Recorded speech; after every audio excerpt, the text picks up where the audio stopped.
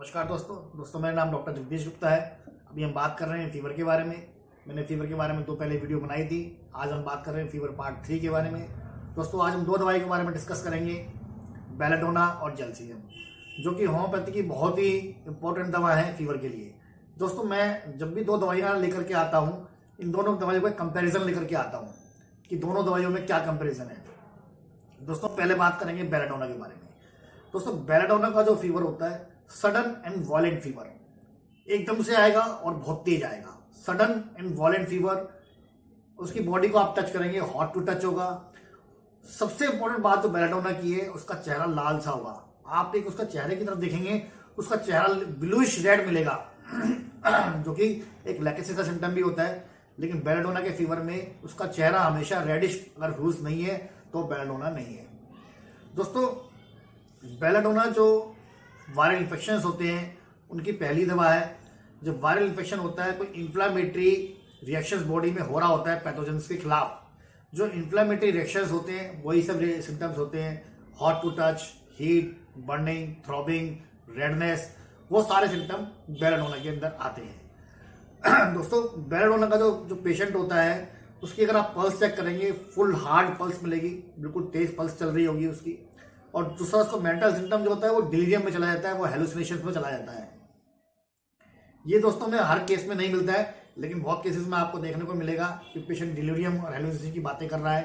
तो दोस्तों बेलाडोना के बारे में मैंने बताया कि सडन एंड वॉलेंट फीवर, एकदम से आएगा, बहुत तेज आएगा, उसका चेहरा लाल मिलेगा, बॉडी हॉट टू टच मिलेगी और इन्फ्लामेटरी वाले सिम्टम्स होते हैं इसके अंदर। तो दोस्तों अगर ऐसी कंडीशन में पेशेंट आपके पास आता है तो आप बेलाडोना 30 प्रिस्क्राइब कर सकते हैं। बेलाडोना 30 आप दिन में हर 3 घंटे बाद रिपीट करें, आप देखेंगे कि एक डोज से उसको आराम आना शुरू हो जाएगा। दोस्तों अब हम बात करेंगे जेल्सियम के बारे में। दोस्तों जेल्सियम बेलाडोना का बिल्कुल अपोजिट है। जेल्सियम में जब फीवर आता है तो पेशेंट बिल्कुल चुपचाप हो जाता है, बिल्कुल शांत हो जाता है। डलनेस, ड्राउजीनेस, डिजीनेस, इसका मेन सिम्टम है डलनेस, डिजीनेस, ड्राउजीनेस। पेशेंट बिल्कुल डल हो जाएगा। पेशेंट आपके पास आएगा, आप उससे पूछेंगे क्या तकलीफ, फीवर है, वो सिर्फ टू द पॉइंट आंसर देगा, वो ज्यादा बोलेगा ही नहीं, बिल्कुल उसके अंदर एनर्जी ही नहीं है बोलने की। एक जो लो बीपी वाली कंडीशन होती है, जो लो बीपी का पेशेंट आता है, वो सारे सिम्टम आपको उस पर दिखाई देंगे। क्या दिक्कत है, फीवर है।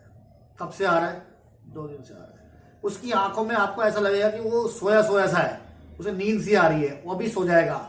और दोस्तों जो बेलाडोना की आंखें देखोगे, बेलाडोना की आंखें लाल मिलेंगी और चढ़ी हुई मिलेंगी। जेल्सियम की आंखें लाल नहीं होती है, लेकिन चढ़ी हुई होती है। ऐसा लगेगा कि हाँ चढ़ हुए, मतलब कि एक सुस्ती वाला भाव है कि नशा सा कर रखा है और इसे अभी नींद आने वाली है। बेलाडोना का patient wants to be quiet, चुप रहना चाहता है, वांट्स टू बी अलोन, अकेला रहना चाहता है, वांट्स टू बी साइलेंट, वो किसी से बात नहीं करना चाहता है। बेलाडोना का जेल्सियम का पेशेंट चाहता है कि वो चुपचाप आराम से लेटा रहे, उससे कोई बोले ना, उसे नींद आती रहती है। पानी की प्यास कई बार बहुत ज्यादा बढ़ी हुई होती है, कई बार प्यास बिल्कुल नहीं मिलती है। जेल्सियम के केस में आप देखेंगे कि दोनों तरह के पेशेंट मिलेंगे, आइदर इंक्रीज थ्रस्ट और बिल्कुल थ्रस्टलेस पेशेंट मिलेगा आपको। जब पेशेंट इस कंडीशन में आए कि आपको लगे कि बहुत नींद में सोया सोया सा है, तो आप जेल्सियम दें। दोस्तों मैंने दोनों के बारे में बताया कि आपको बेलाडोना और जेल्सियम के बारे में। बेलाडोना का पेशेंट जो है बिल्कुल वायलेंट है और जेल्सियम का पेशेंट बिल्कुल शांत है। दोस्तों इस तरह की कंडीशन में अगर आपको पेशेंट दिखाई देता है तो आप जेल्सियम 30 पावर में या अकॉर्डिंग टू सिम्टम आप 200 पावर में इस्तेमाल कर सकते हैं। आप उसे 2-2 घंटे में रिपीट करें, पहली डोज में आराम आना शुरू हो जाएगा। बहुत बहुत धन्यवाद। आप मेरी नेक्स्ट वीडियो का इंतजार करें, फीवर पार्ट 4। धन्यवाद।